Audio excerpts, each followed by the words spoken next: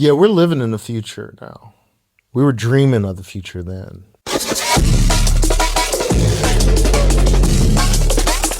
This is music, not diving, with Scuba. Carl Craig, welcome to the show. Hey, thanks for having me. How you doing? I'm all right. Straight off the plane though, right? We were just saying off camera. Exactly. Yeah. I flew in on Virgin. Right. Okay. Yeah. Good.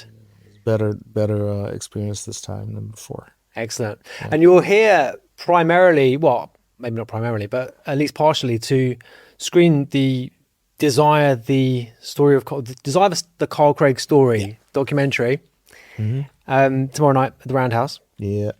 That and me and John Dixon are playing tomorrow, doing like a hybrid live thing. So it's cool. It's great. I mean, anywhere that the movie's showing, I'm happy to be around to try to support it. I watched it last night. Yeah, it's really great, I have to say. I mean, it crossed my mind more than once during watching it. I mean, getting to the stage where someone's willing to make a 90-minute documentary about your life in itself is something to be said, right? Yeah. I mean, it's great. You know, when I saw the first cut, I didn't have any notes. You know, we of course had talked about things up until that point, but I don't have any like production credits. I don't have any. Sure. It's I'm the subject. I just wanted to be the subject, like Whitney Houston. You know, right. You know, no co-production, whatever. She's just a singer. Yep. So when I saw it for the first time, it kept coming back to me, the scene from The People versus Larry Flint, after his wife dies, and he's watching the films of his wife on the walls and stuff, and talking to her and everything. And it was like, wow, you know, it kind of felt like that. Like I'm watching, you know, seeing my mom and my dad and my sister and my wife and friends. And, you know, it was quite incredible. Quite incredible. Yeah. I mean, it really gets it touches areas I think that, people will not be familiar with. I mean, of course, you know, if you've got a 30-year career, you've done hundreds of interviews. Like the same questions have been asked you many, many times. I mean, I've got a list of questions here, and kind of putting this together, I was like, I'm so conscious of trying to avoid asking the things that have been asked. But equally, some of the people that are watching this are going to want to hear the answers to some of those questions. Sure, yeah. You know, so it's a kind of balancing act. But I mean, what do you want out of it, I suppose, is the question, out of the movie? Like, what did you hope that it was going to be when you agreed to do it? You know, when it comes to my productions, when I go into the studio, I don't go in with an idea that I'm going to come out with a hit or come out with a techno track or whatever. So in this situation, it was proposed that they were going to follow me around for a whole year. So that's kind of what I just thought. It was them following me around. And I kept relating that to "I'm Gonna Get You, Sucker," where it says every hero needs his own theme song, right? And then Fishbone's following them through the street and stuff. So I'm thinking like, yeah, entourage. I have like this entourage following me around for a whole year, whatever. And you know, if it works out, it works out. If it doesn't, it doesn't. You know, I don't want to see something come out just because it was done. You know. You get that sometimes when you do remixes where you just got to get it to them, you know, and it might not be totally there, but you know, the idea is there, you know. And I'm glad that I didn't have any production. I didn't have any interest in it. So it wasn't my creative thing that was going to step in the way. It was totally Jean Combs' creativity, and then they had their producers, and then my friend Mirko is the one who did the compiling of the tracks. He's the one who picked out the tracks. So all I had to do was just be me, and that's what it came out. You know, that's how it came out, and I don't think it could have been any better. And I didn't expect for it to be bad. I expected for it to be good. Right. Okay. So I'm happy. I'm happy that it is it is what it is. When John Coleman and I were talking about before, after we filmed, but before we edited, the not the only note, but the main note that I had was that 86 minutes is supposed to be the perfect length. Okay. Yeah, that was the only thing, and that came from reading an article about some of the most fun movies. Right. Yeah, so like Yeah, super bad is probably about that length. movies are too long these days, right? Everything's like 2.5 hours, right? And you just sit down to it's like, come on. Like, need to be what happened to the, yeah, like you said, the 86-minute It movie? doesn't need right? to be that long. I mean, Jesus, if I was dead, then maybe 2.5 hours would be a good movie. But 90 minutes is totally fine. It's totally good length. Yeah, absolutely. I mean, did it take a year to do the filming? Was that what it was? Did they actually fully around for a year? Or I'm not sure if they followed me around for a total of a year or if it was a little longer, but okay, I thought it was going to be every gig that we're going to be there, every Right. waking moment. Yeah, I sure. thought it was going to be like a Kardashian. I thought it was gonna, or the Osbournes Yeah, or yeah, something. right, It exactly. was, can't take a shit without them, Brushing your teeth, without yeah, the exactly. cameras being there. Yeah, but no, it wasn't like that. There were choice places that we met and they filmed, and the images came out really great, like in Verbier Yeah. and that footage is amazing. yeah, right? Yeah. in the French Alps, Yeah. in Mexico. Hmm. I mean, really great, and then of course the festival, Movement Festival in Detroit. Yeah. So, yeah, Absolutely. yeah, Excuse me. no problem. So one of the things that struck me as I was watching it, because I mean, obviously it's to some extent a kind of retrospective, because you've got your parents talking about your upbringing, like you say, your sister and your brother in it too. One of the things that has struck me recently when thinking about my own,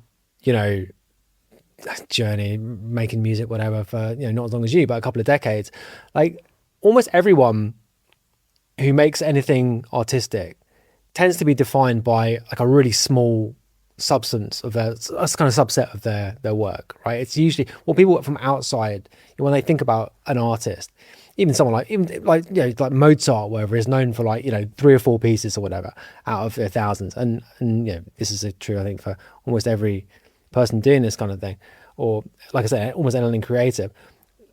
Do you agree with that for a start? And then how does that fit with one of the things that you say explicitly in the film and have said in interviews before, which is that you're about owning your craft over time?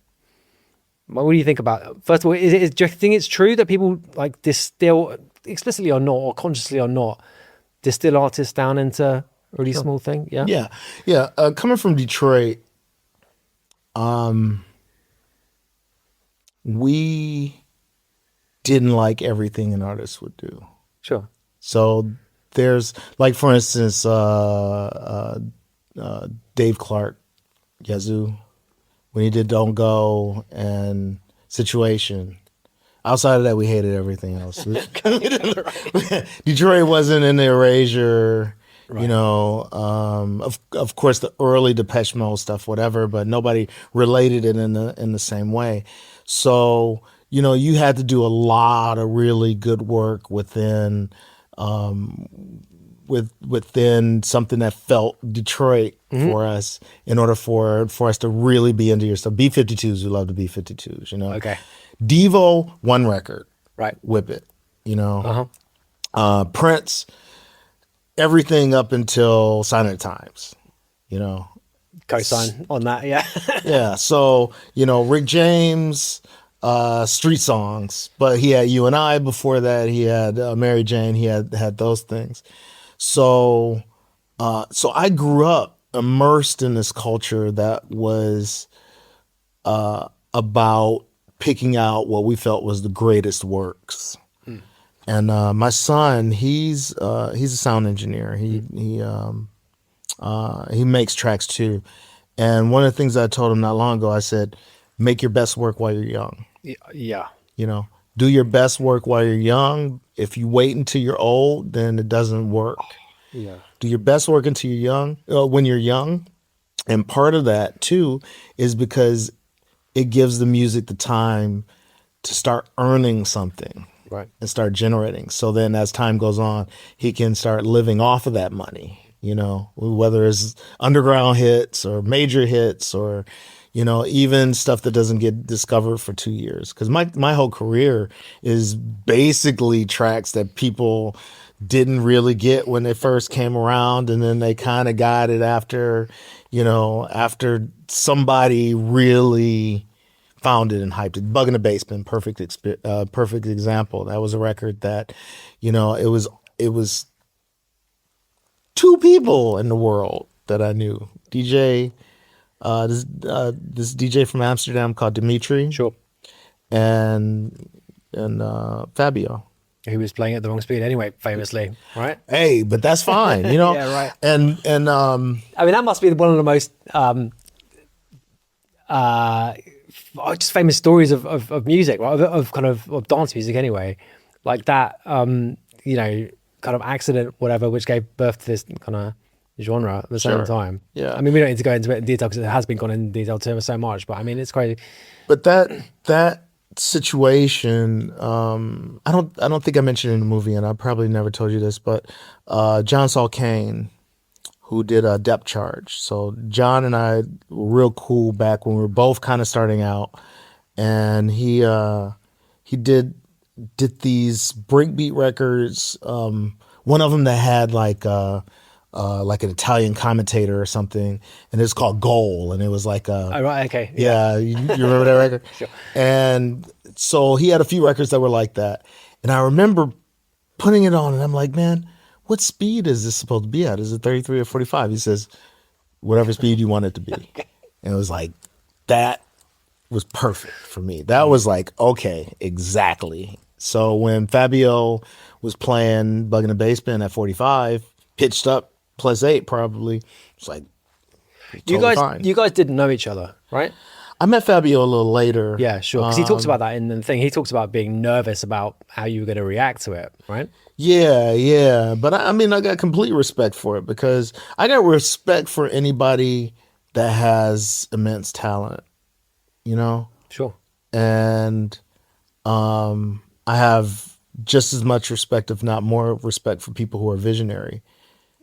So you put that together, and then you have Fabio. This episode of Music Not Diving is brought to you by Acid Nation. If you're a fan of electronic music, or if you're making it yourself, if you're releasing this music as a record label, or if you're just looking for a place to support your favorite artists, well then acidnation.com is absolutely a place you should be checking out. This is a central hub for electronic music. Buying via downloads, streaming, listening to podcasts, everything you want to do is doable on Acid Nation as a platform. This is a place where 1 cent per stream is a reality. So if you get 10,000 streams of a track on Acid Nation, well, that's €100. They have a download service, of course, built into the site. But I think most excitingly for me, anyway, is that they can do vinyl. So they have their own pressing plant, which means they can work with you really flexibly as a label, managing your orders. And actually, they can take in vinyl orders direct from fans for you, which means you're basically pressing vinyl in that case on demand. No upfront costs to the label, just taking in orders and shipping them out, essentially. We work with Acid Nation on many of our releases. All of our stuff is up there digitally. We couldn't recommend them highly enough. We've been working with them now for well over a year. They've been long-term supporters of the podcast. And yeah, we give them our seal of approval. So I would advise you to head over to acidnation.com to check them out. So what did you guys think about jungle and early jungle after that, initial thing? Like, were you guys into it, or what was the? Because that kind of coincided with you breaking through too, didn't it? Yeah, my first taste of that world was Shut Up and Dance. Right. Yeah, and I was living in the UK from '89 until maybe about '95. So I was didn't realize you were there so early, right? Yeah. I came in like September or October of '89. Wow. Played at Town and Country Club. Right, which is now called the Forum. Yeah, okay. Oh, it's the Forum. Yeah, Okay. yeah. Yeah, with Derek May as Rhythm is Rhythm. Yep. And so I was hearing stuff that was going on, and I didn't it didn't sound weird to me. It just sounded reggae. You're talking about hardcore, basically. There, yeah. Jungle, all that stuff. It quickly turned into early jungle, yeah. Yeah. But like, I suppose that early Shut Up and Dance stuff is that kind of breakbeat hardcore stuff. It's a bit slower, I suppose, and a bit less. Well, I mean, I suppose people would say like, It was a little faster than techno was. Yeah. And then they were really inspired by Derek May and Juan and Kevin and stuff. So, you know, Derek Went Mad was one of the tracks where they sampled like Nude Photo or one of those tracks Right, in yeah, there. okay, yeah. And also, you know, what they were doing, it was like they were opening a part of the brain that said it didn't matter where the music came from as long as you make it into something great. I was just going to say, because that era of UK music is like the sampling that went on was the most blatant, Yeah. like who gives a fuck kind of sampling, and it's kind of KLF as well as part of that kind of thing, and like making these crazy. Some of the records were huge, like Yeah. top number one hits in some cases, where it was literally just a chunk of someone else's track with a kind of break underneath it. But I mean, so you said Derek wasn't happy about someone else? No, I don't know if Derek. No, the track was called Derek Went Mad. Oh, sure, yeah. Yeah, that was the name of the track. Okay. But I don't know that one actually. Okay. you know, with Derek during that time, people were blatantly copying his style. Yeah. So they would get a 808, a 909, DX100, and then there were like all these carbon copies of Derek's sound. So when Shut Up and Dance sampled that, you know, Derek wasn't into sampling, but I think that he got it. You know, he got it, what they were doing. And I know Kevin got it because Kevin was playing Nicolette. He was playing but Kevin was doing a lot of hardcore stuff himself because he had his Journey Through the Hardcore compilation that had like the early E-Dancer stuff on it Yep. and all that. And Kevin was over here all the time. You know, Kevin was here.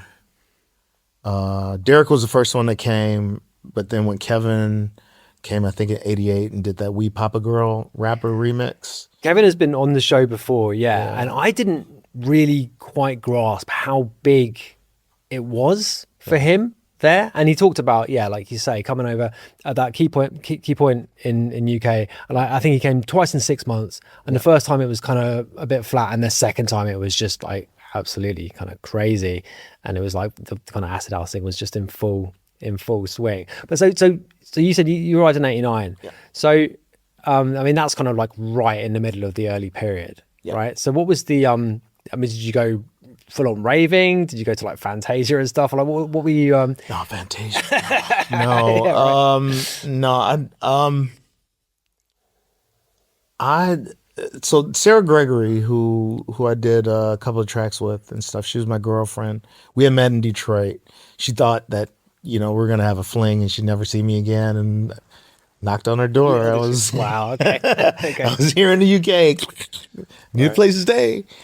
But she wasn't into that world. Mark Moore was more into it, but I still hadn't gone to any raves really with Mark. I was going, like I was around when Ministry of Sound first opened. You know, I was around when Shoom was going strong, when Tony Humphries was playing at Shoom and stuff like that.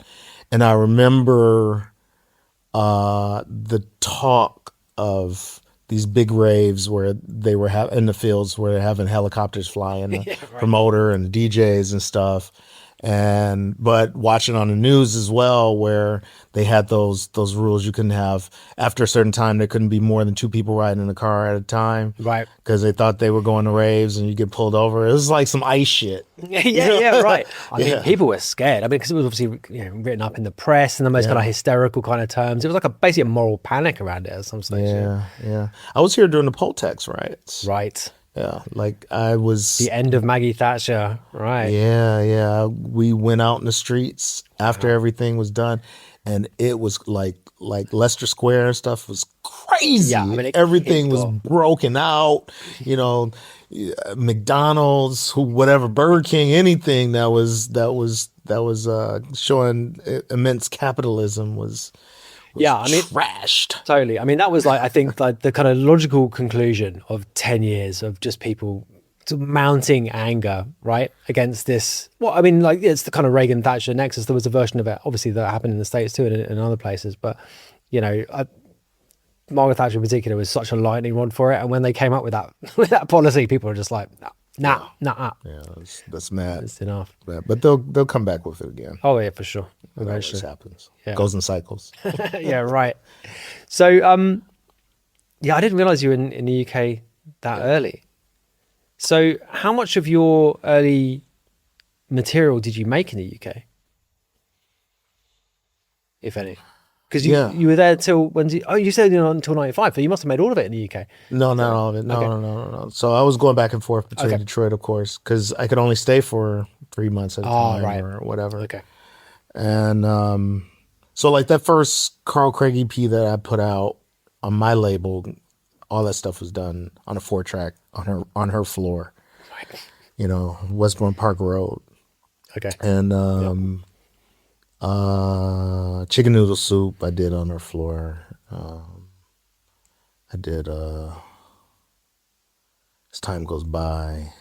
Yeah, there wasn't a lot of stuff. That was the main stuff Clear and Present Danger I did in London, Paperclip People thing. Right, yeah. That was at a studio in Brixton. Can't remember what the guy's name studio is. It was kind of a big studio. Sure. But everything else was pretty much done in Detroit. Were you influenced at all by London musically? I mean, Yeah. How would you define that influence?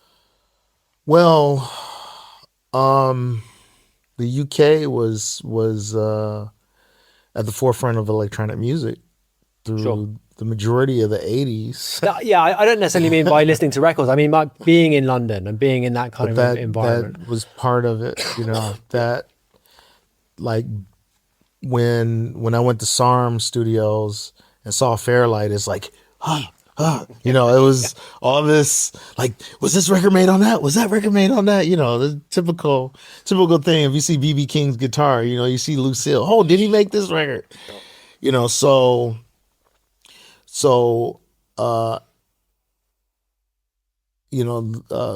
Gary Newman Cars, was a record when I was 10 when it came out, and it was a big deal to me. So to be in the UK, it's like, yeah, I'm where Cars was made. I like Frankie Goes to Hollywood,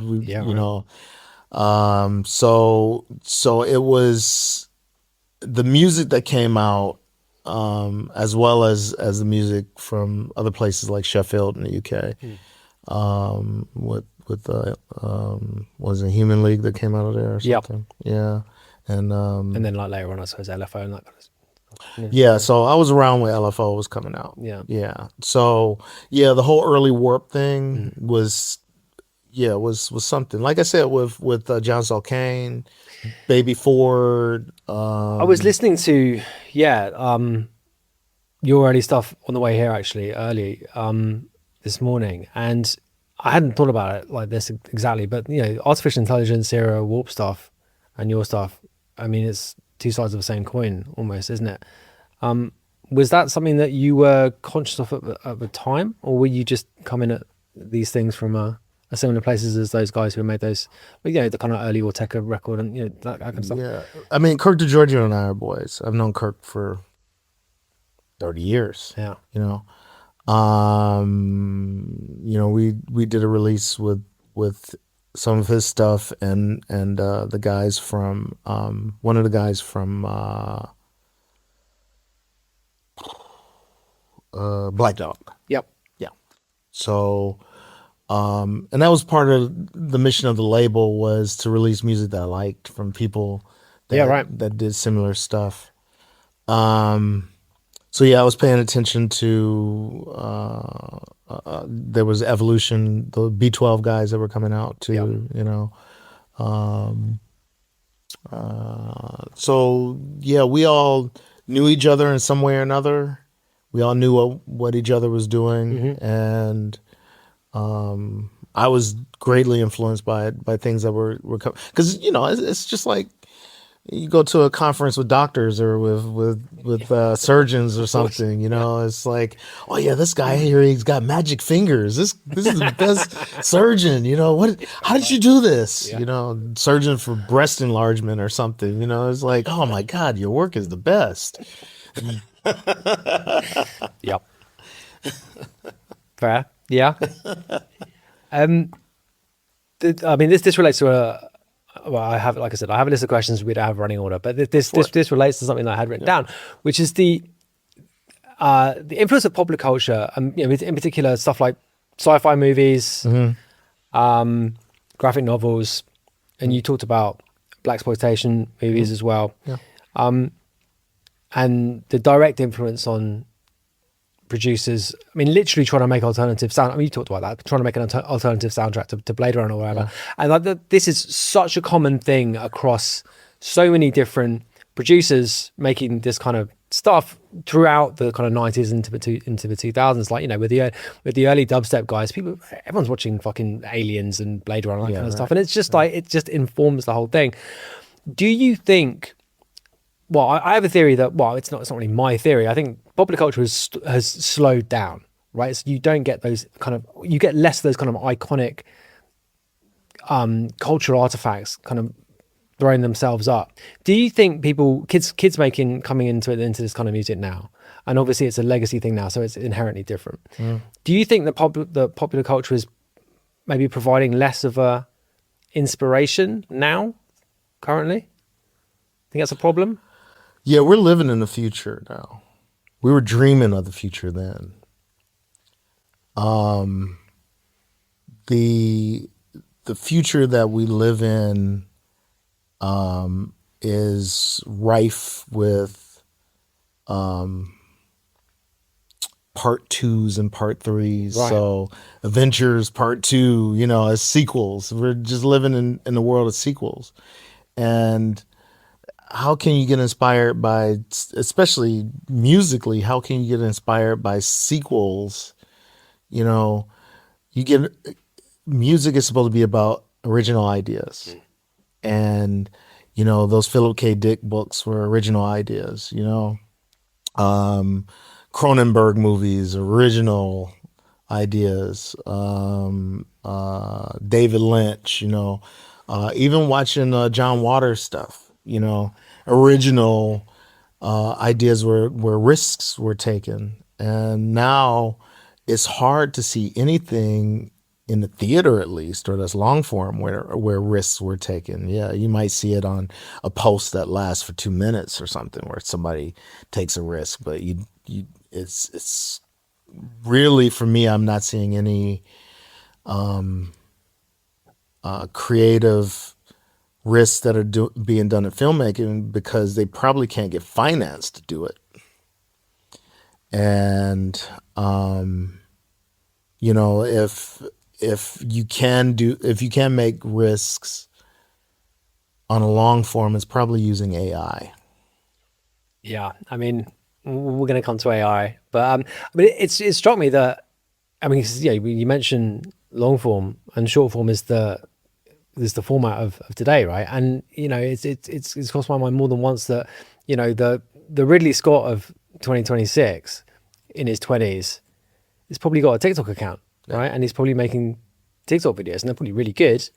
If 1 billion people are using TikTok, there must be some genius stuff, of course, in there, absolutely. Of course there is. And it's almost like that's the art form now, but it's almost like the platform itself, is the art form, right? But so Ridley Scott had, you know, a team of 100 people, you know, that are working on a film. The preparation, the process, the editing, and all of the other post-production work, including coloring and anything that got it to the point where it got on film. The quality, the ideas that get bounced off of. So like a new Ridley Scott on TikTok doing something by himself is like, you know, like Dilla or something. right? But The old Ridley Scott with the team is like Parliament Funkadelic. It's like a band. You know what I'm saying? It's like you got all these ideas that can come from, like lighting, for instance. It's like you hire in a guy that knows lighting and you want your film lit in that way, and they're going to come up with some other idea in order to take your vision there. So,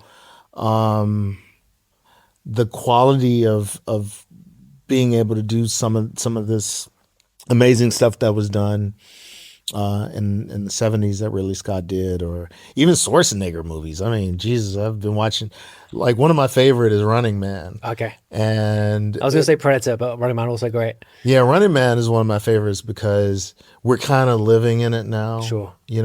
Sure. And it was really a future telling story.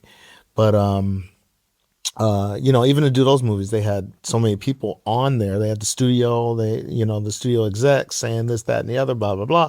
But for it to even get to the point that it got released, I mean, Jesus Christ, that is something. That movie, if you see the new Running Man, it's nothing as interesting as the old Running Man. Totally.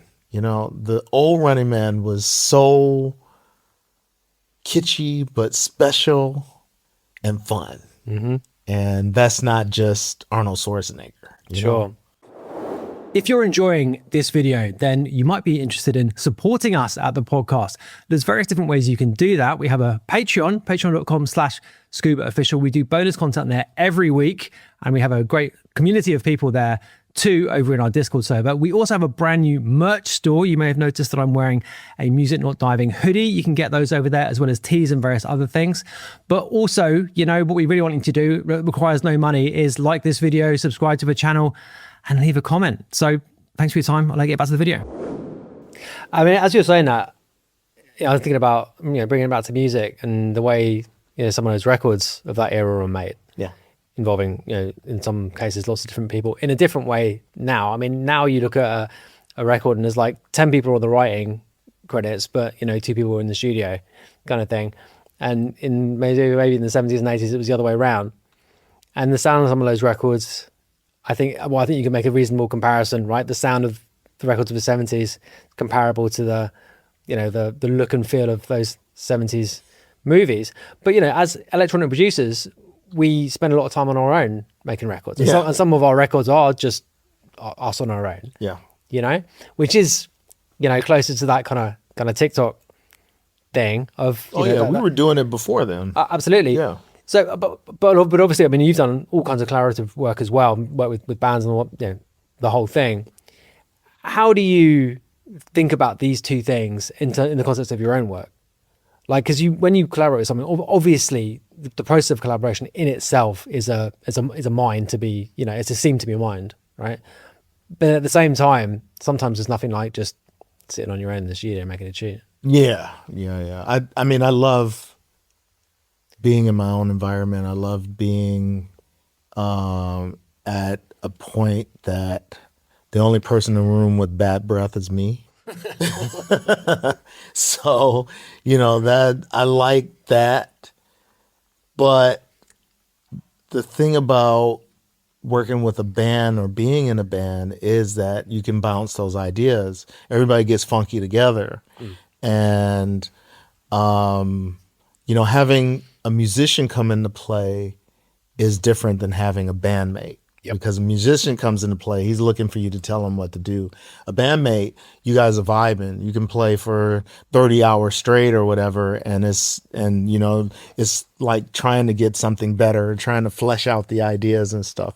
I had heard some of the rehearsal of Let's Go Crazy, I think it is.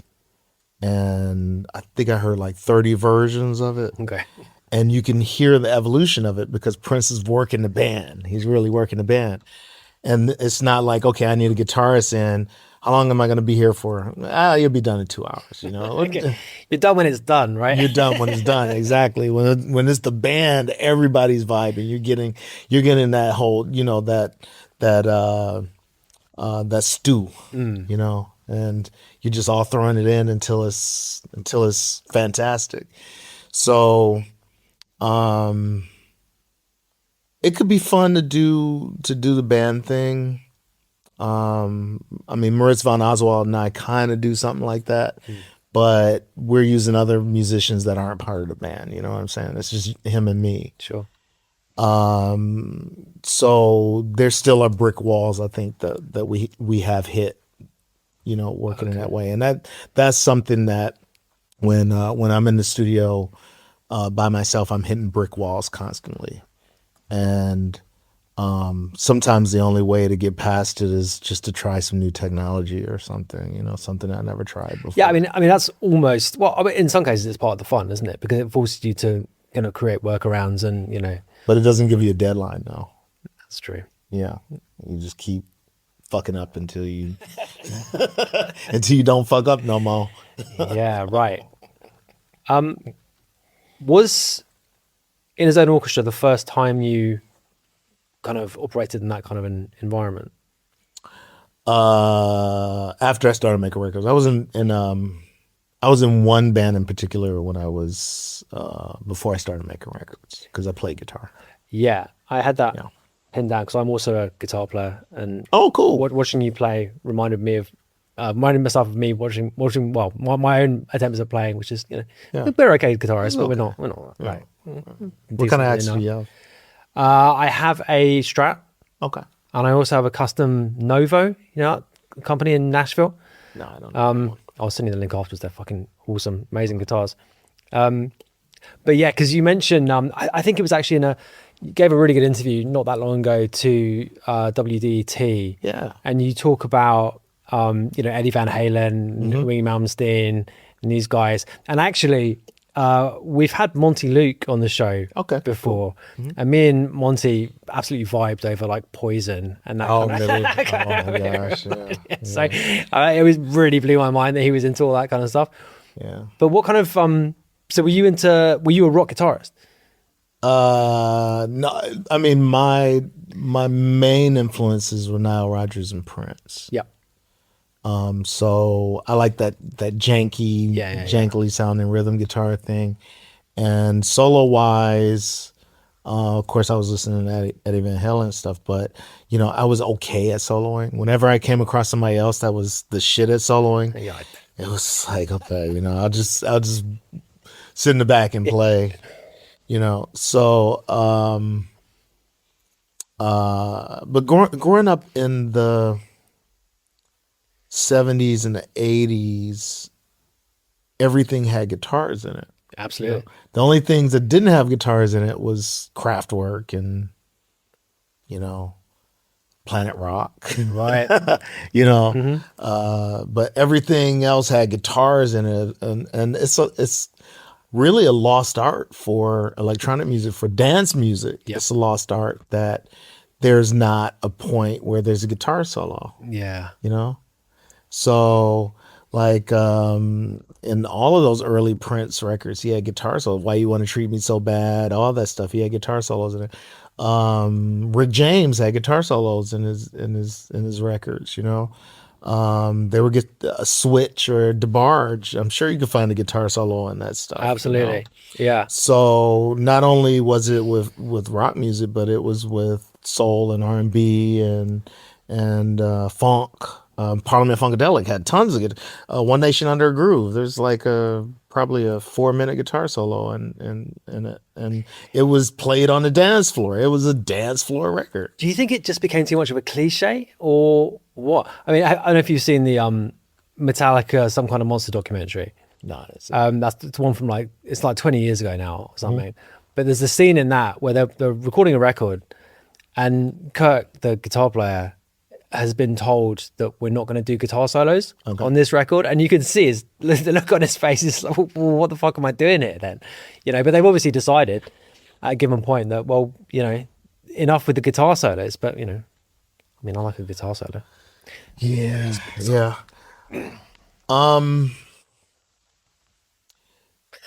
You know, before the algorithm, it was what the market could handle. Right. Absolutely. And the market didn't handle guitar solos in the same way anymore. And just like it doesn't handle drum solos.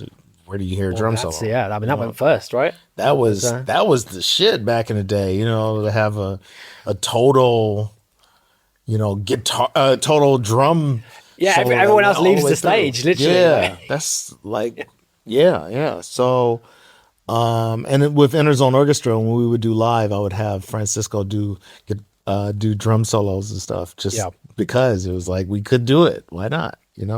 Yeah, absolutely. Yeah, I mean, he's an incredible drummer as well, isn't it? Obviously. yeah, So, yeah. Francisco, he's a very unique drummer as well. Because his history. I don't think he started out playing jazz. He started out playing pop music. oh, right. Yeah, because he was in kind of a famous regional pop band Okay. in Mexico, because he grew up near Yeah. Mexico City. Yeah, and then when he found out about Sun Ra, it blew his mind. Yeah. Yeah, Yeah, it's talked about in the movie actually. Yeah, the him telling his daughter that you guys weren't doing anything new, right? That is it, right? yeah. I mean, it's true. It's true. I mean, he wasn't lying. There's really nothing that's really new, because when with Bug in the Basement is drum break. I mean, this goes back to drum solos. With drum and bass, it's all drum breaks. So yeah, it's like we find ways of tweaking it, but for the most part, music is the wheel. Totally. If you change the wheel too much, it's not a wheel anymore. Sure. Yeah, absolutely. I want to talk about radio a bit. Yeah. Obviously, in the era that, well, basically every era until about 15 years ago, radio was an absolutely key part of the musical landscape. Yeah. In particular, in Detroit, Electrifying Mojo is the one that everyone name checks. Yeah. Was he on WDT as well? No. Was this a different station? No, he was on first on WGPR, and then on WJLB, and then the third station. I can't quite remember what the call letters are. Third station. That was the last station I remember that he was on. Oh, he might have been on HYT as well for a minute, and then he was on this other station. But WGPR was and I think it still is, a black-owned station. And radio stations at the time, when WKRP in Cincinnati came out, the TV show, that kind of summed up a lot of the formats that radio was. At nighttime they had the cool DJ. Yeah. And then it turned into at nighttime they had the kind of Quiet Storm DJ. Okay. Right. So Quiet Storm is named after a Smokey Robinson song, and it was the guy that was playing Kenny G, and he was playing all these soft sax kind of things from 6 o'clock until midnight or whatever. But the Electrifying Mojo was like Venus Flytrap, who was playing, soul music at night, but he would spice it up. So he was putting music that he was interested in as well, but he would talk all this slick stuff on the radio, but it was really inventive and imaginative and spacey. He would play pieces from Star Wars. Oh yeah. From the John Williams compositions. And he'd start out his show with something from it. It would go through this whole morphing thing, and he's talking on top. Yeah, right. Like, just explaining Okay.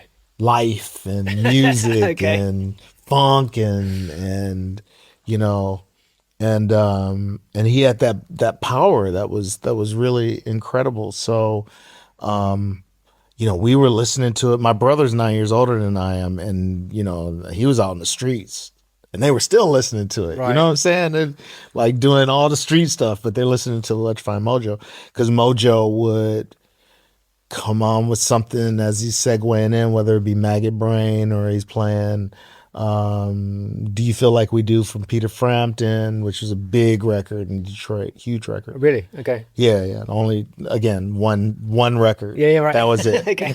Yeah, you had like a group of Peter Frampton fans, but No, but no, that that one record. And Moody Man still plays it. right. Yeah. Okay.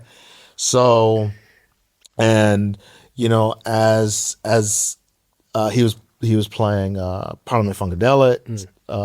So like with Maggot Brain is Funkadelic, but he was playing the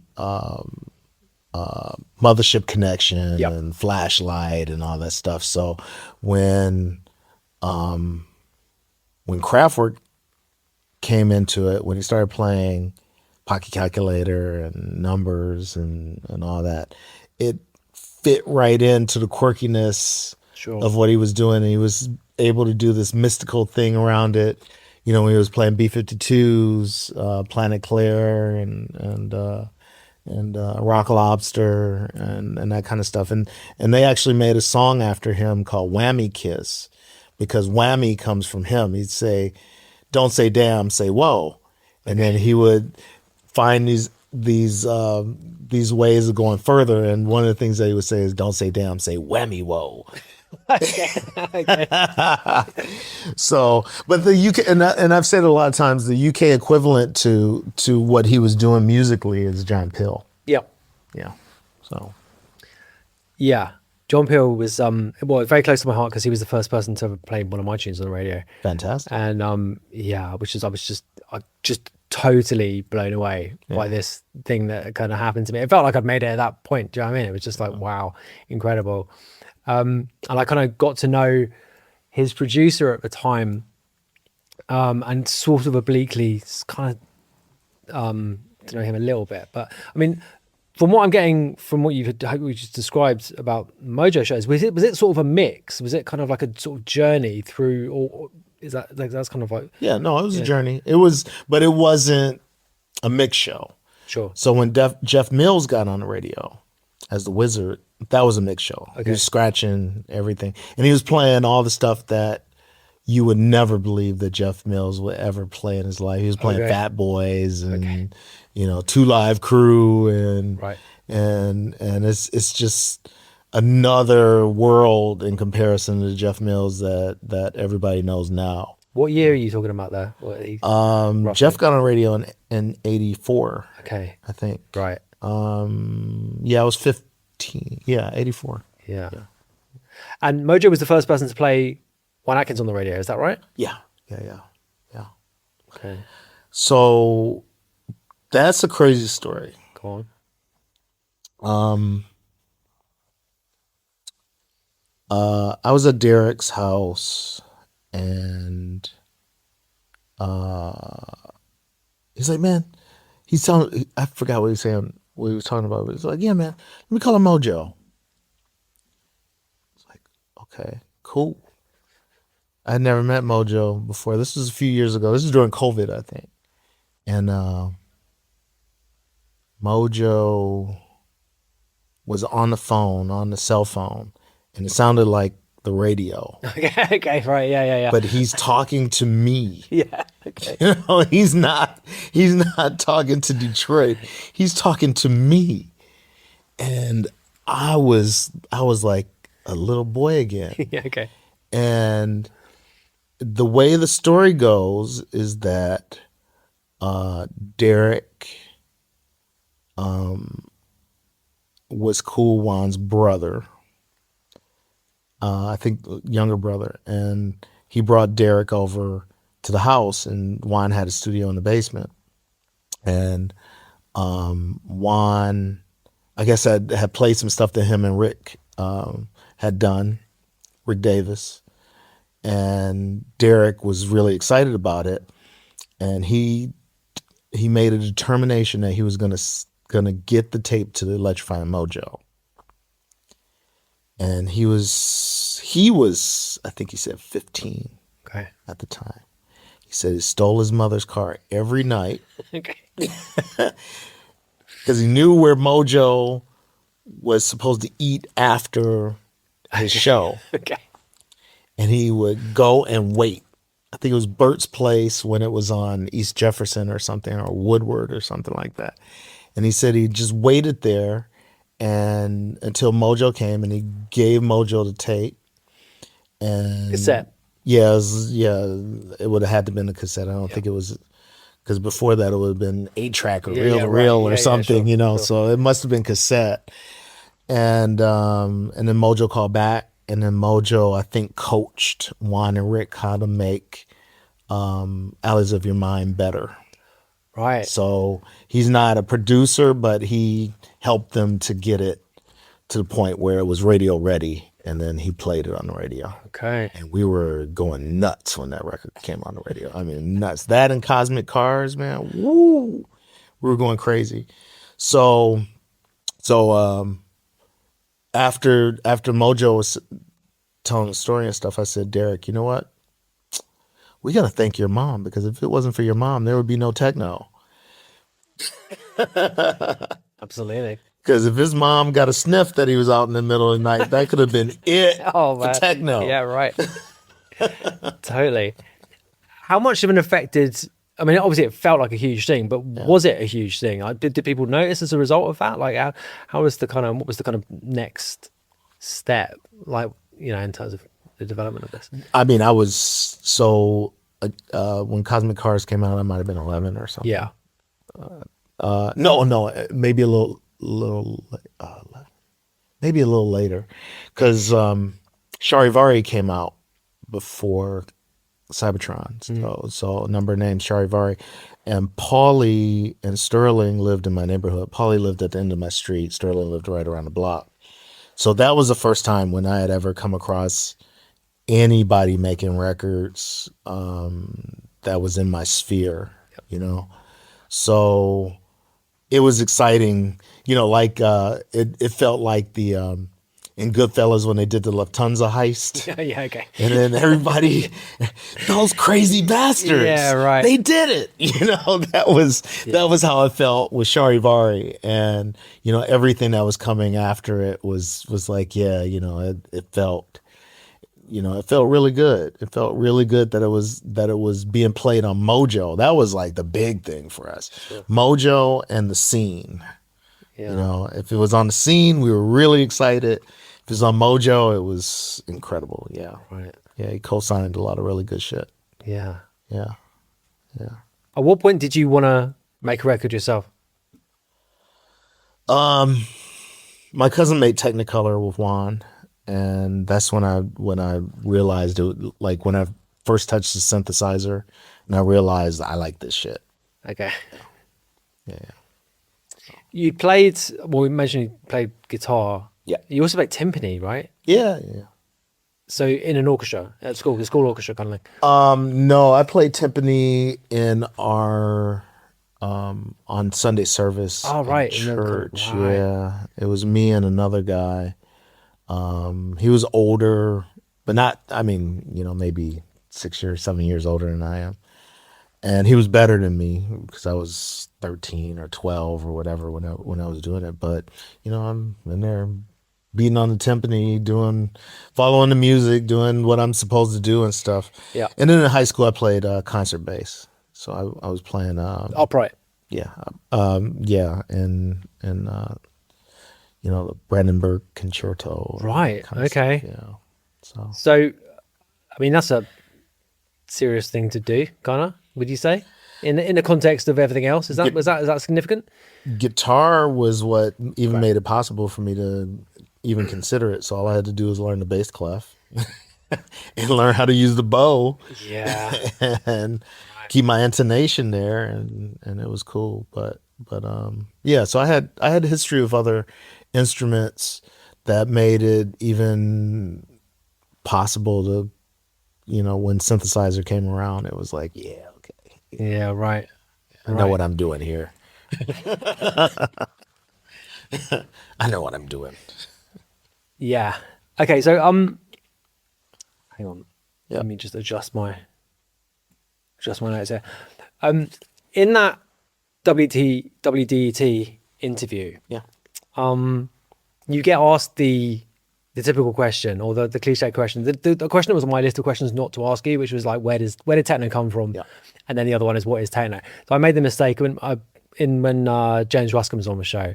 I made the mistake of asking him as the first question, what's your definition of techno? And like 5 people in the comments are like, that's the worst question you could possibly ask. But actually, in that WDT interview, you gave a really, really interesting answer where you talk about Motown and Juan Atkins explicitly rejecting Motown in his early interviews. But then, you're coming from a perspective where you really kind of emphasize the importance of it. And then you talk about Frankfurt and Berlin as well, which is something which we're going to get to as well. But like, talk to me about Motown and its importance, in your opinion, on the stuff that we do.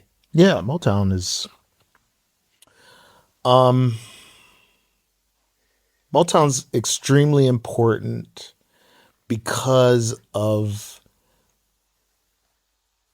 partially because of the defiance of some of the artists like Marvin Gaye, but also because of the darker times of Vietnam war that was happening, and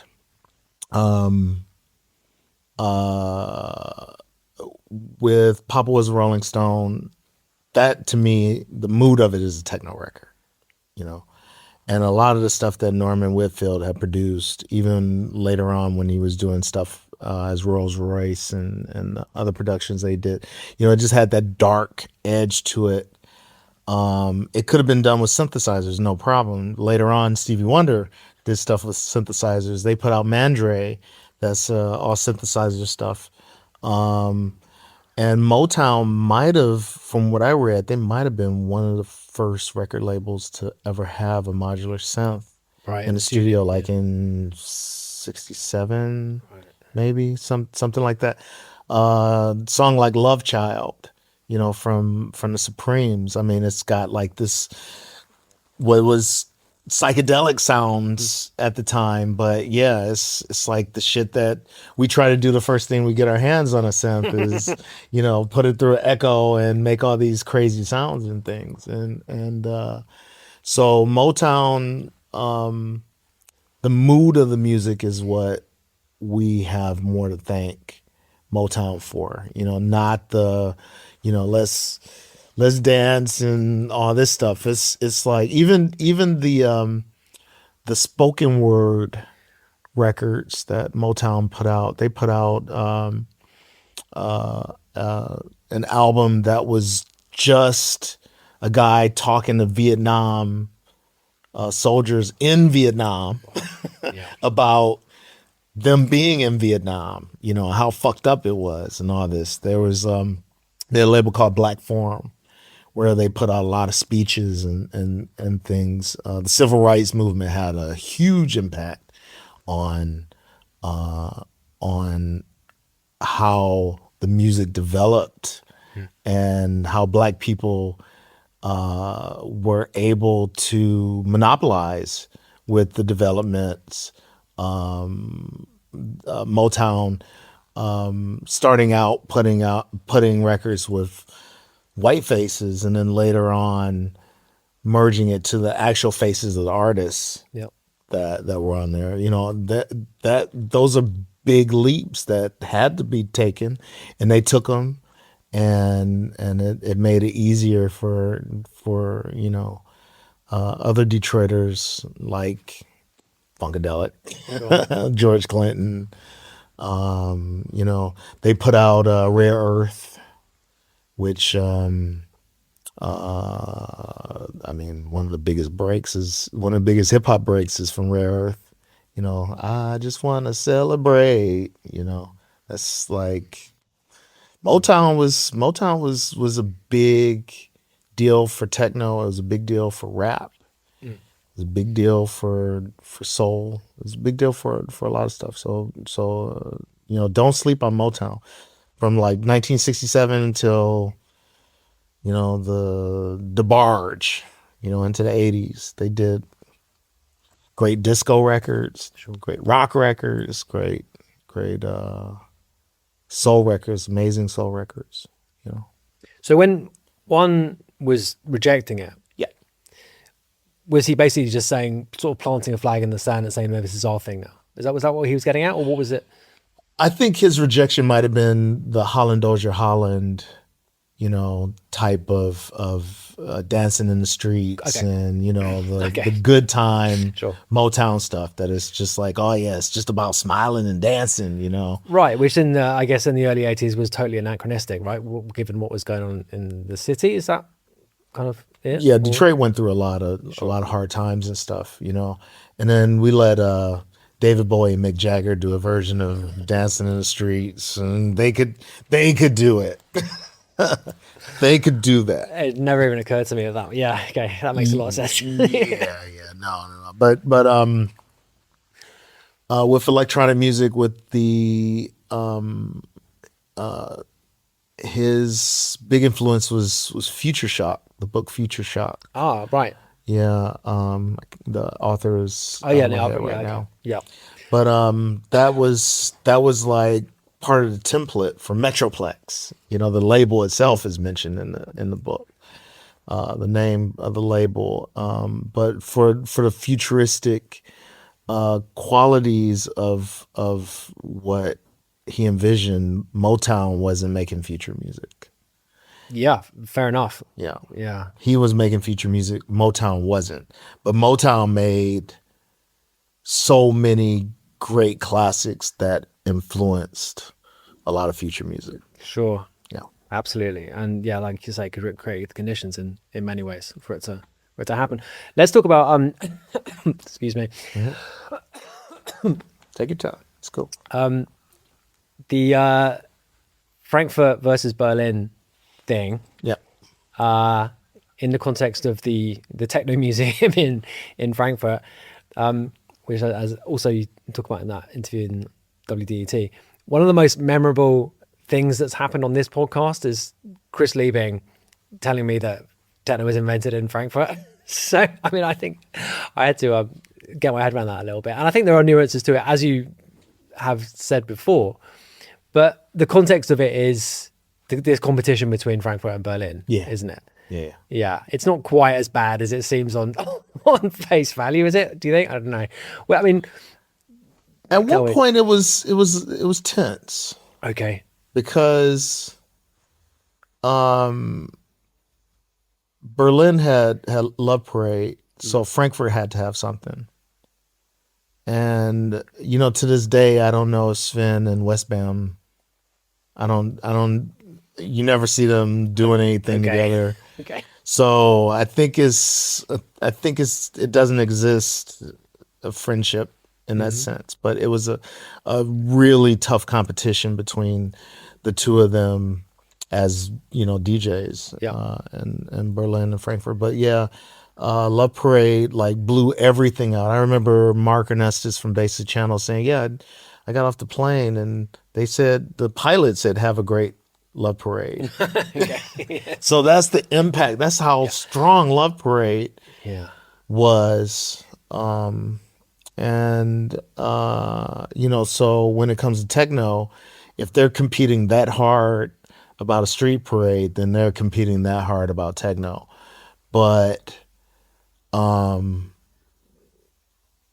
I mean, if I can interrupt you, yeah, the Berlin scene and Detroit yeah, has from a very early point was very intertwined, right? So yes, definitely. Trezor got really into bringing over Jeff and bringing over various other people. When was the first time you played Berlin? Do you reckon? Or was it obviously I don't remember, but the connection is because of Mark Ernestus and Maurice Yeah. Van Oswald. Yeah. That's the And, connection. and also, I think there's a couple other guys who were running Trezor at the time who were super into it. But yeah, Mark, absolutely, Mark, totally key. Because Mark came to Detroit. Yeah. He bought a building in Detroit. Oh, I've read this story. Yeah. Yes. Crazy. He Crazy. bought a building in Detroit. That's how much he was invested in it. So But I don't think anyone in Berlin would ever say we invented techno. You know, like I don't just think that would occur to anyone in the Berlin scene. And the Frankfurt scene is, like you said, bit different like that, right? yeah, yeah. Because for us, if we're gonna have that argument, it all starts with Kraftwerk. So that's just people in Detroit, us that do the music and stuff.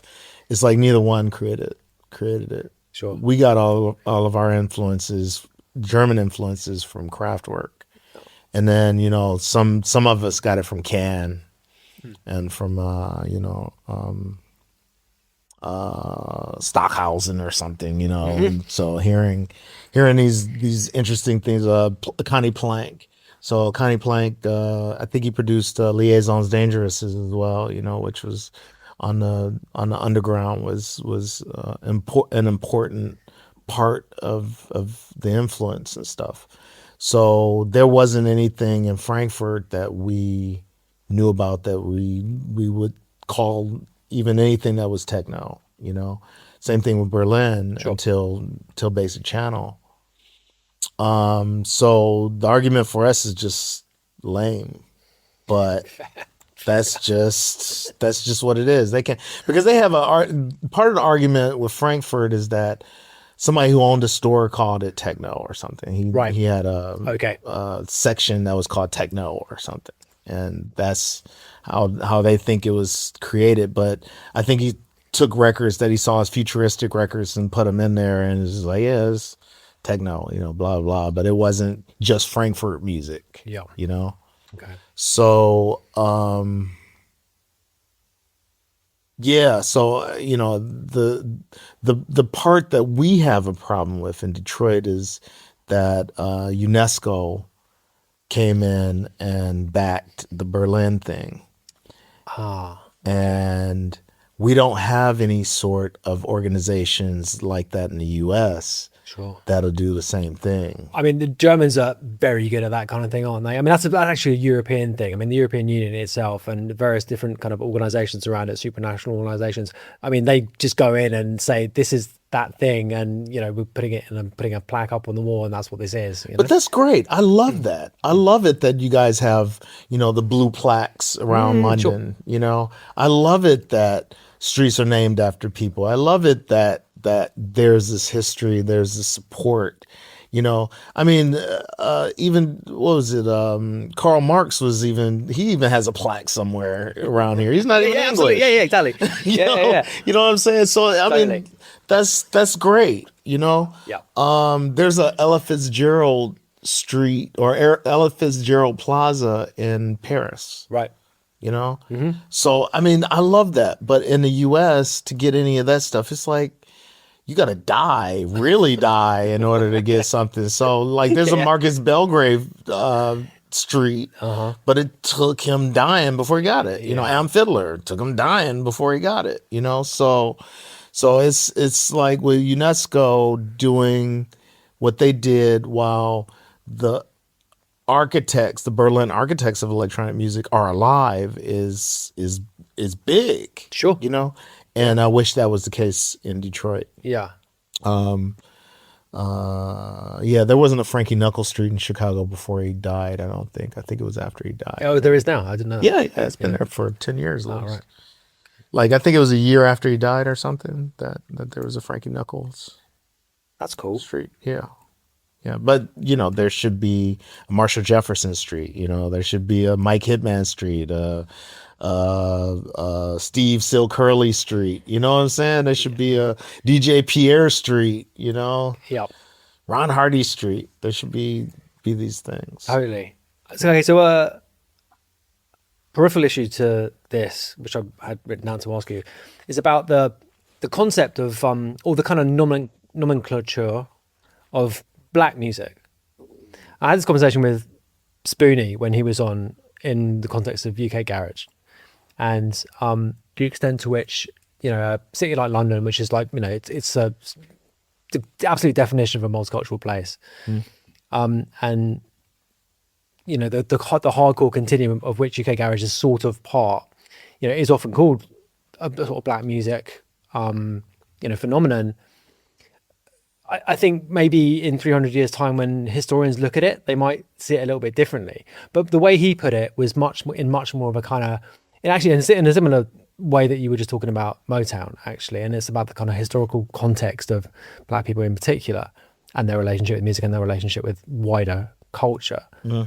So, at a kind of at a bird's eye view level, like, is describing techno as black useful in just like analyzing the music in terms of its cultural impact and the way it sits in culture, do you think? Yeah, it's important.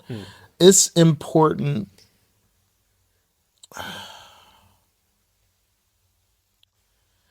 I mean, how many Puerto Ricans do you remember that made hip hop records? How many people talk about the influence of New York Latin people in hip hop? It's almost forgotten. Yep. So it's important to have these conversations. Now, we have black and white that are the majority of conversations and stuff. Sure. But, you know, if there's a Polish guy that's behind a lot of tracks and shit, you know, you can generalize it as white, but it's a Polish motherfucker. So when it comes to Poland, they're like, yeah, this motherfucker is from Poland. He made all these hits. He's Polish. Right. You know, he's not from London. He's not from Detroit. He's from Poland. He's from Warsaw. Mm-hmm. You know, so it's important to do that, because if Mozart, if the talk about Mozart from Vienna wasn't there, then it would get lost in the history. You know, that he's Austrian. Yep. So it has to be talked about. So it's like with DJing. For me, the majority of DJs that I saw were black. Now it seems like the majority of DJs are not black. You know, like the guys who are on the circuit all the time, like Carl Cox and Seth, Jamie, Martinez Brothers, you know. And I had this with what's that techno festival in Germany? Time Warp. Time Warp. Yes, Time Warp. You count on one hand how many people of color were on that lineup. You know, what do they have, like 60 people? Yeah, I mean, there's been a lot of moves towards diversity, but it's difficult to avoid the conclusion that diversity really means just some middle class white women getting on the lineup. Yeah. You know, I'm all for it if people are playing good. Sure. But I'm all for it that, you know, the representation of the background of the music is there, and that people remember it, because it will get whitewashed if you have Time Warp, you know, these lineups like Time Warp had at all the festivals, and you kind of do. Yeah. And you kind of do, because the major players, Martinez Brothers, Seth, Carl, Jamie,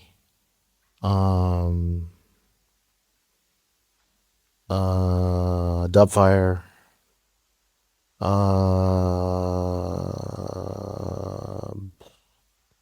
you know, because I mean, Kevin's not on every festival like he used to be. Kevin and Derek used to dominate the fucking festivals back then. Yeah. You know, Louis Vega, Todd Terry, I mean, it was just a ton. The Chicago DJs with Steve Silk and those guys that were popping at the times, you know. So it's like, if you ask somebody at Coachella,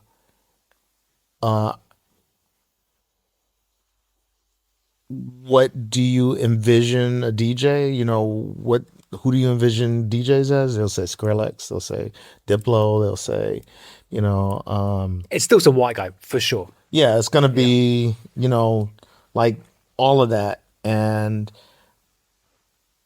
for many young black kids, same thing now. Yeah. It's like, you know, what does DJ look like to you? Oh yeah, you know, it looks like Dead Mouse. You know,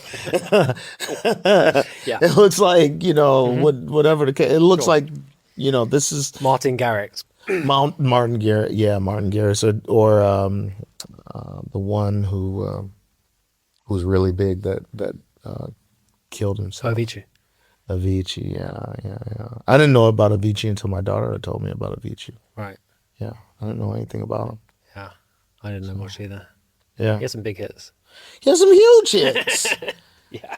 I mean, he be- had to a be fair- hit with a fucking country western, Oh country man, record. that to me was the absolute low of dance music of all time. Honestly, That- Man, you might as well do the do-si-do and get the square dancing together and stuff. You know, that was, I mean, and it was humongous, that record. But when he first did it at in Miami, supposedly it fell flat on his face. It was just like that to me had been obviously cooked up in a boardroom, right? Like, because they'd already had the huge one that everyone knows, and I'm blanking on the name of it now. I don't know. And it was like, how can we widen this demographic? Like, how can we get white America involved in this more? You know, how can we hit together? And like, it's like, I know, we'll make an EDM country record. You know, it's they like killed it though, man. I mean, Jesus whenever it was Christ. successful. It's like one of those things that I would never do, but I got a little jealous. We've got bills to pay, you know. I got a little jealous. Like, damn. But yeah, black music. Yeah, black music. Black music. Rick James. That's my dog. But like it's despite, as you said, the kind of like the reality of who makes it, who makes all music, right? It's a group effort for everyone. But in your opinion, I suppose the cultural surroundings of it justify calling, I suppose, dividing different genres in those kinds of ways. I suppose that's why I'm asking. I'm not saying I disagree with it, but like, you know, to what extent is it sort of accurate, you know, to say a genre of music can be broken up like that, or ownership of it can be attributed in that kind of a way? What's his name? Jack Harlow. You seeing what's going on with Jack Harlow? No. Where they said, could you describe your music? And he's like, yeah, it's black music. Right. Okay. And then everybody's just pounding him online. I mean, Jesus Christ. They are MMA and this boy with memes is insane. Oh yeah, I have seen this. Yeah. Yeah. So, yes. Because that's the only thing that he could say. Right. Because he's trying to do R&B Sure. music. And what image do you have of people that make R&B music? You know, it's not some guys from Sheffield that's doing R&B music. You know, you had a guy from Ireland that was doing it, Craig David. You know, Did it pretty well. the Jets. Yeah. they were doing it, you know, but Jamiroquai, you can say what he's doing definitely fits in that genre, which is really great. But you know, he was like you know, a swan among other swans. Yeah. Okay. But Yeah, and I don't think he'd ever claim to be anything other than, you know, someone who's there as a guest kind of thing, you know? yeah. But I mean, did great stuff. We love him. We love Jamiroquai. Yeah. You know, Jack Harlow, another story. You know, Okay. but with Detroit techno, and I really try to use Detroit more than anything now, because Detroit, when people think of Detroit, you think of a black city anyway. You know, so that should say everything. Okay. Detroit techno. Okay. mindful of time, I want to talk to you. I want to talk about your installation stuff and the Ask project away. that you're doing also with Michigan State, because that sounds extremely interesting. Let's do that actually. Okay. The facility for rare isotope beams. To read that off the notes. Yeah. We explain that to the audience, Carl. You know what? I know you just got off a plane. I need a doctorate in order to explain it. It's something that I never would have thought that I'd be in the same room with these guys. I mean, these guys, I'm in a room with theoretical physicists, you know, and what EFRAB is that their job is trying to find these rare isotopes.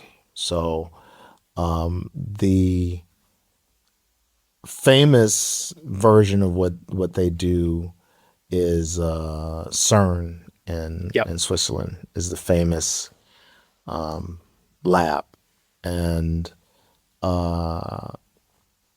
EFRAB is like that, but they're looking for something different. Okay.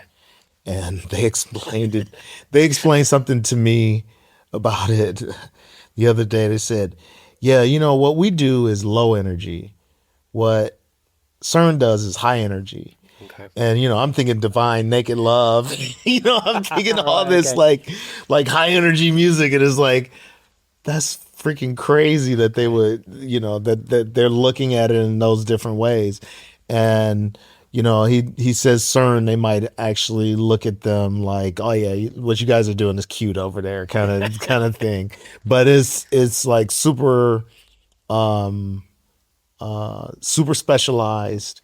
They get funded by governments to find these things. They work in collaboration with other universities, looking for the same thing, and they're sponsoring my artist residency at MSU, and the end of the residency, the beginning of it has started. The end of the beginning has started, and then the end point is to make an installation. And the installation that I'm doing is going to be inspired by what the EFRAB guys do. And one of my goals is that when they walk into the piece, they'll say, yeah, this sounds about right. Okay, right. How far have you got into it in terms of thinking about what it's actually going to be? I got the clearest vision just a couple of days ago, because there were some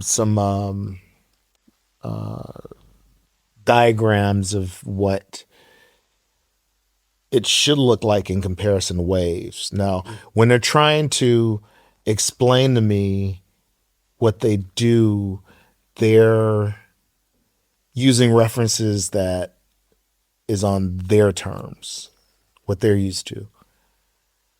And it took a while for us to get to the point where they're dealing with waves like we deal with waves. You know, their 3D periodic table that shows the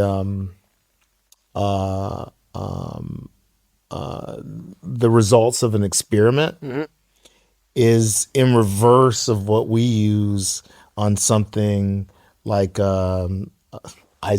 Right, sure. The company Isotope. Yeah, right, yeah. Spectral analyzer, whatever. Right? Yeah, but not the spectral analyzer, but it's the one that shows your hearing range and how you're supposed to EQ it towards your hearing range and stuff. It's just switched around. Okay. And then in 3D. And when I got to the behind the scenes of the lab, they're using oscilloscopes, they're using patch bays, right. They're using signal generators, right. They're using all the shit. And one of the guys said, yeah, you know, Robert Moog was a physicist. It was like, why didn't you guys start out with that? We went through all this stuff. Why didn't we start out with that? You could have just said Robert Moog was a physicist. This is what we do. That's kind of similar to what Robert Moog does. Blah blah blah. But their experiments when they're looking for these rare isotopes, there's a lot of preparation, and then the actual test that they do lasts 5 seconds. Okay.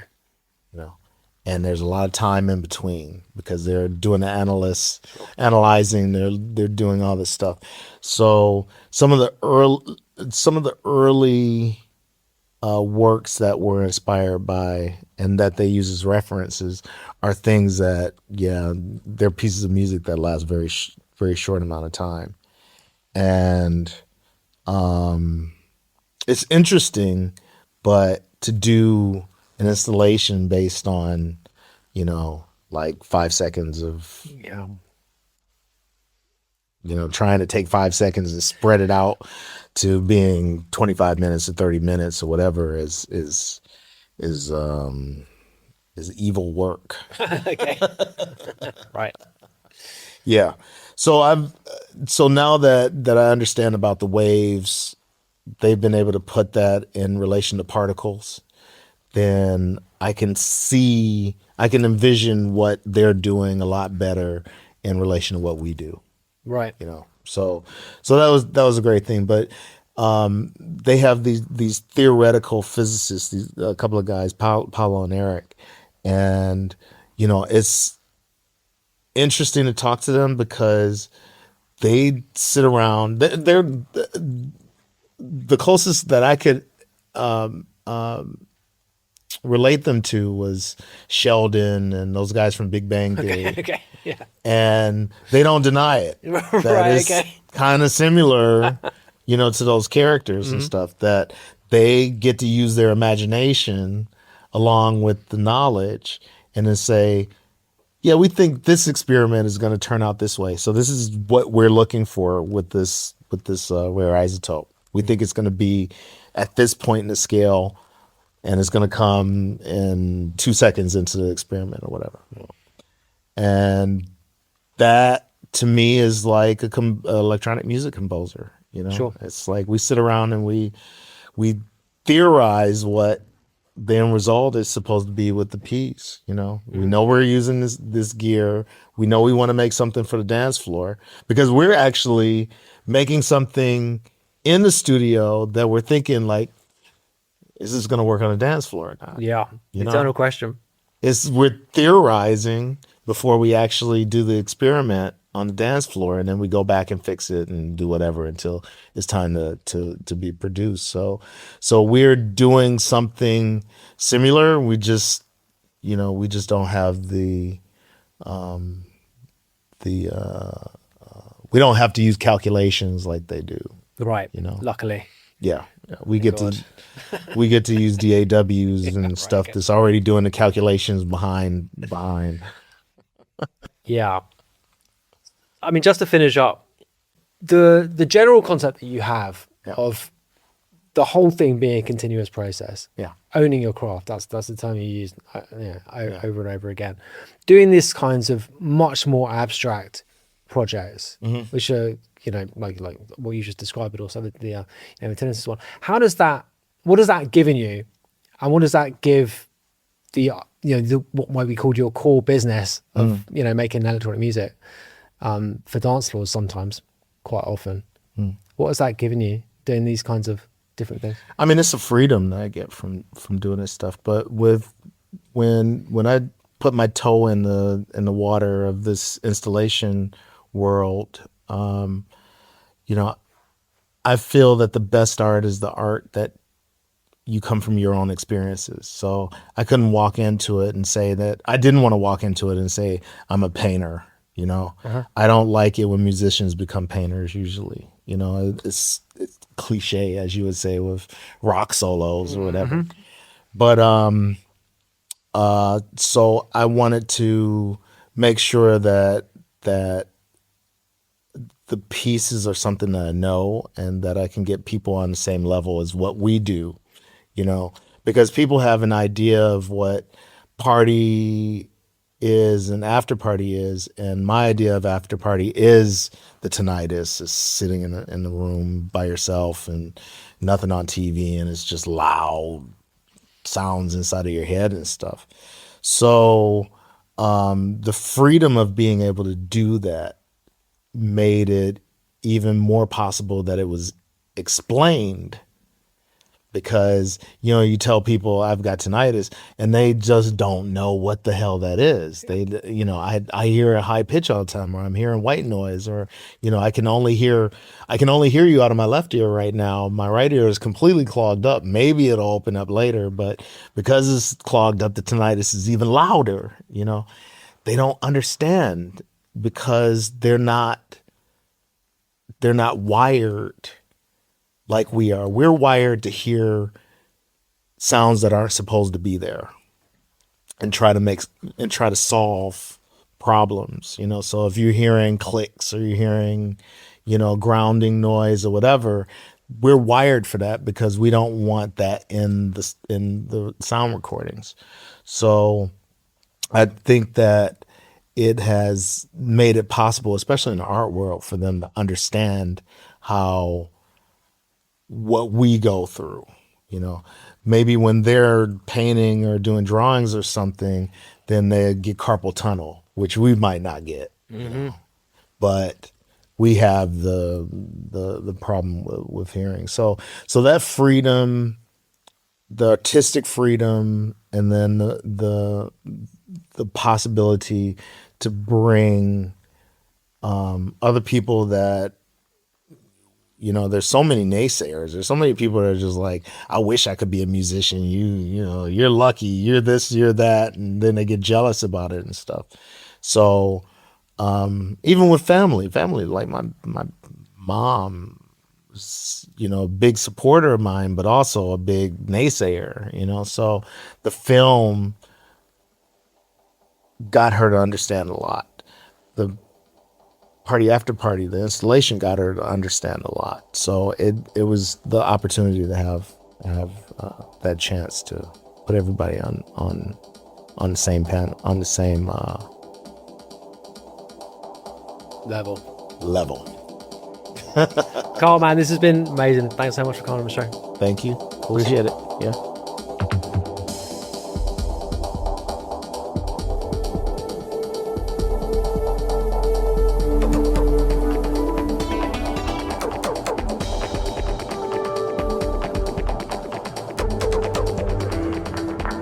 Music, not diving, with Scuba.